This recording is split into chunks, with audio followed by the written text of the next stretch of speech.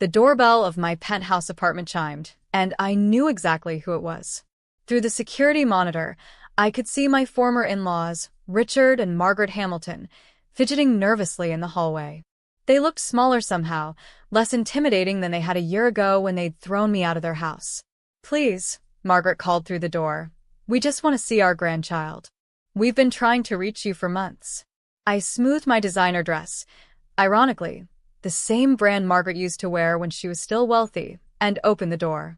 "Hello," I said calmly, holding out the morning's newspaper. "Perhaps you should read today's business section first."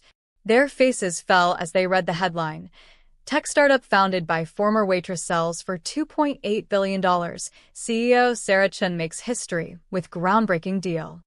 But you were just a waitress," Richard stammered, his hands shaking as he held the paper. "When you married James, you were serving tables." "Actually," I smiled. "I was running a startup and waiting tables to avoid taking investor money too early. Would you like to come in? We have a lot to discuss. But let me back up and explain how we got here.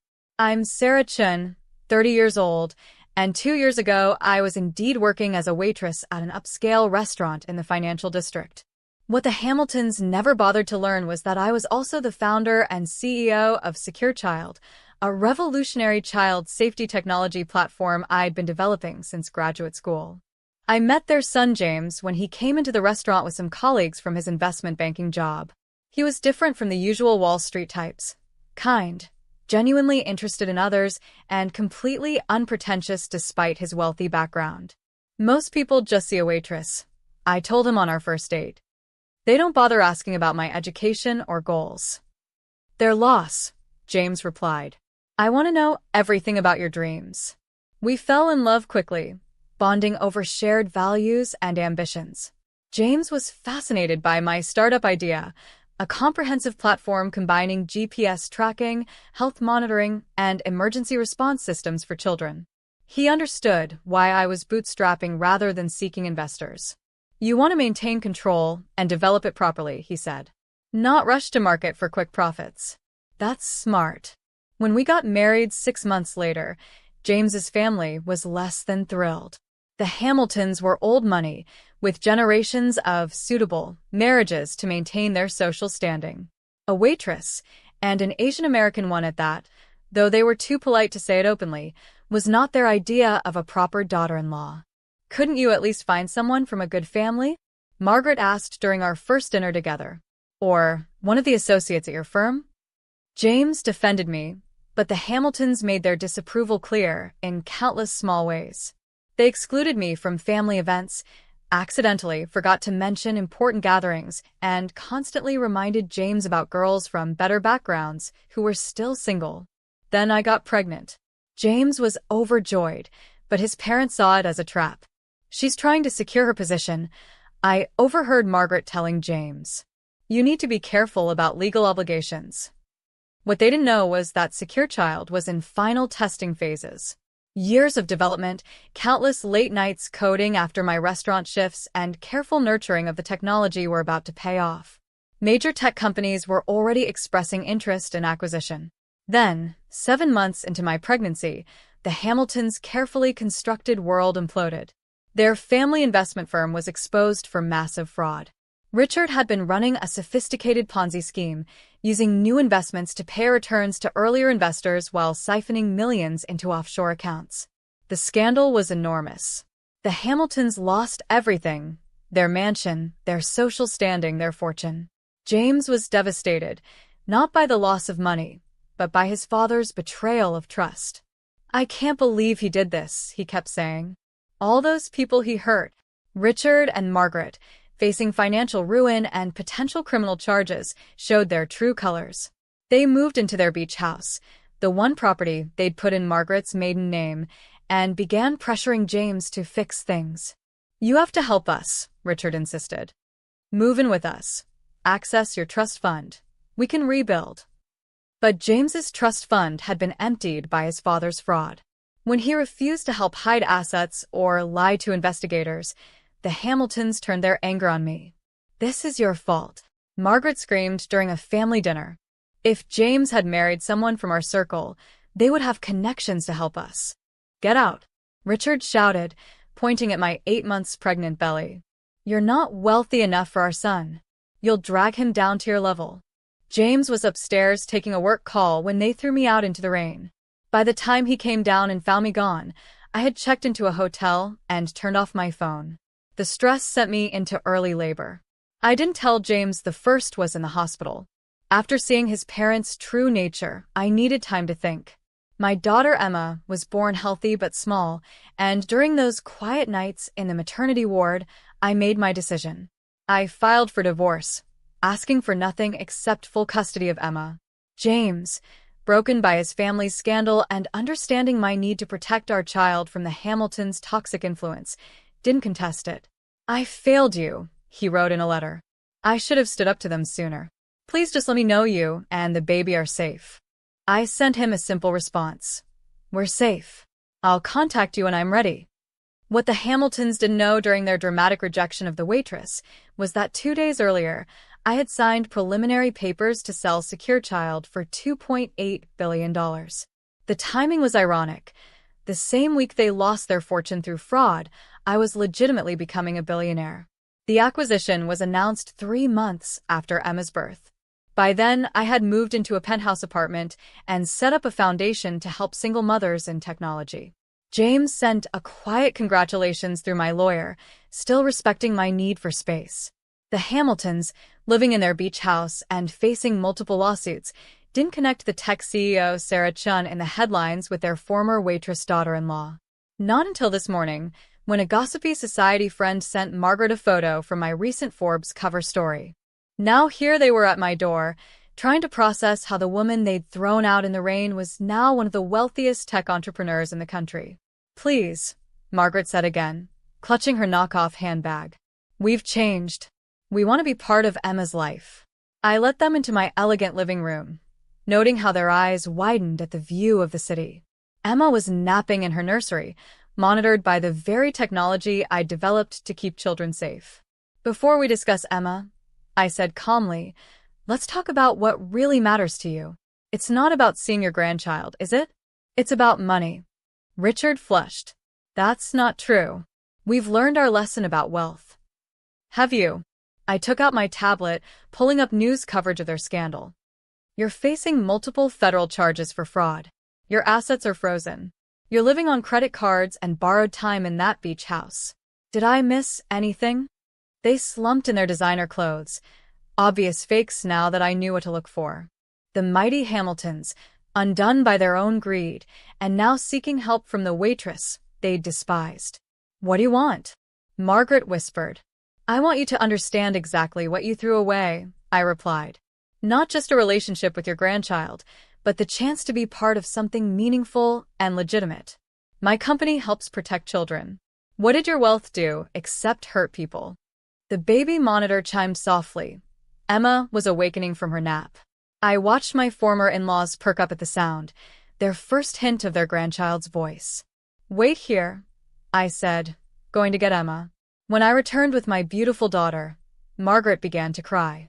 She looks just like James when he was a baby, she sobbed. She does, I agreed. She also looks like me. The woman you judged without knowing, the waitress you thought wasn't good enough. Funny how genetics don't care about bank accounts. I sat down, holding Emma securely. Here's what's going to happen. I'm willing to allow supervised visits after you demonstrate genuine change. Not just in circumstances, but in character. Anything, Richard said quickly. What do you want us to do? First, you're going to fully cooperate with federal investigators. No more hiding assets, no more lies. Second, you'll enter therapy to address your obsession with wealth and status. Third, you'll make public apologies to everyone you defrauded. But our reputation? Margaret began. Your reputation is already destroyed. I cut in. I'm offering you a chance at redemption. Take it or leave it. They looked at each other, these formerly proud people who had once judged me so harshly.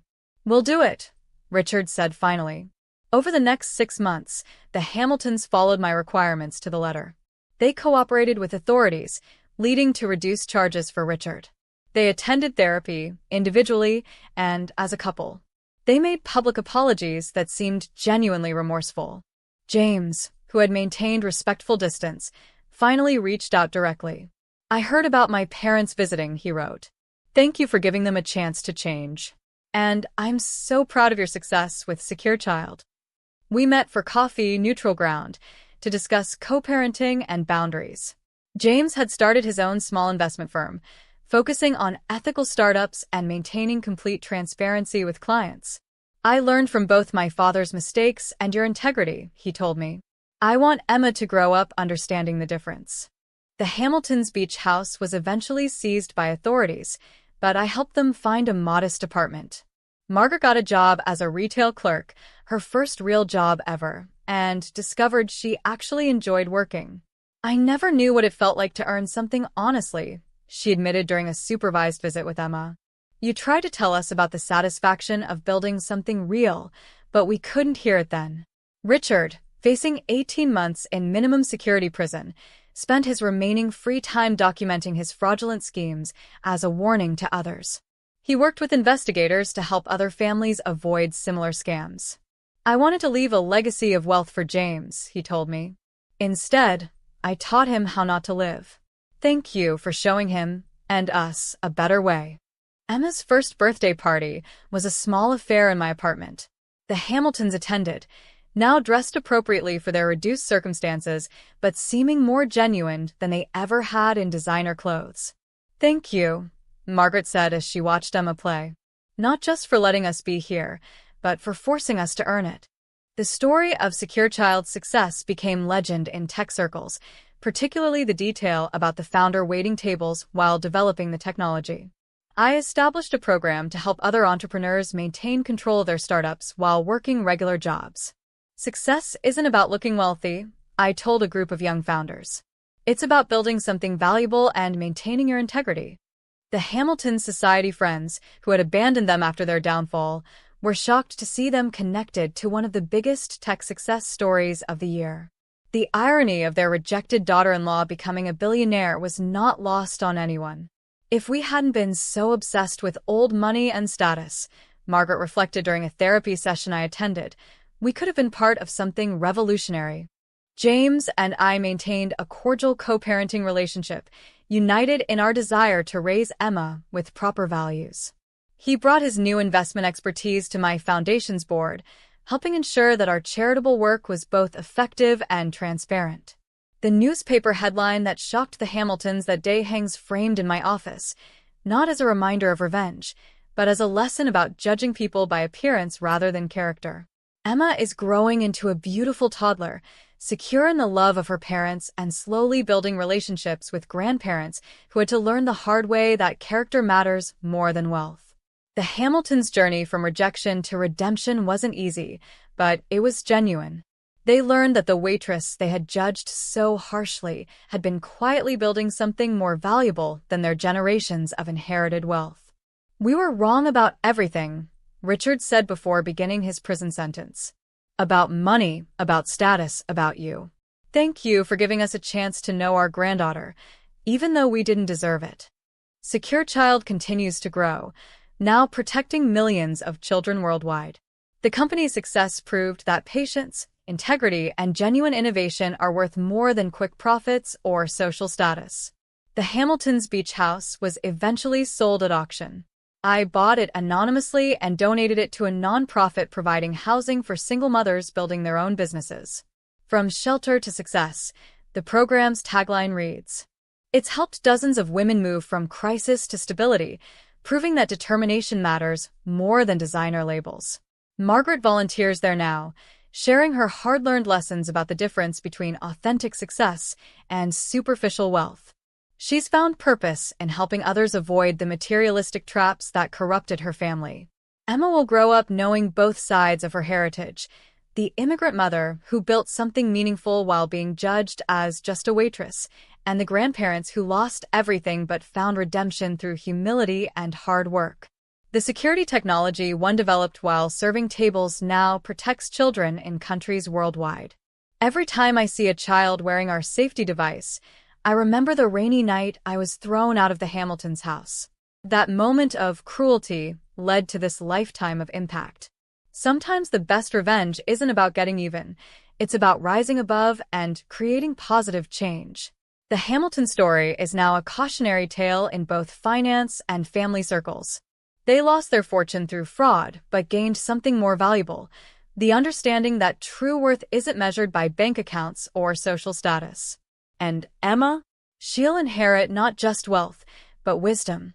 The knowledge that success without integrity is no success at all, and that sometimes life's greatest achievements come disguised as humble beginnings.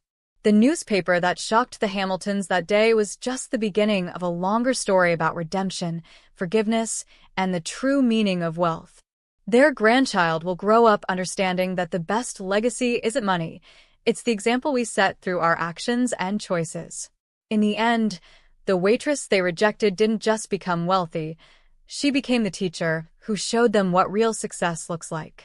And that lesson was worth more than all their lost millions combined.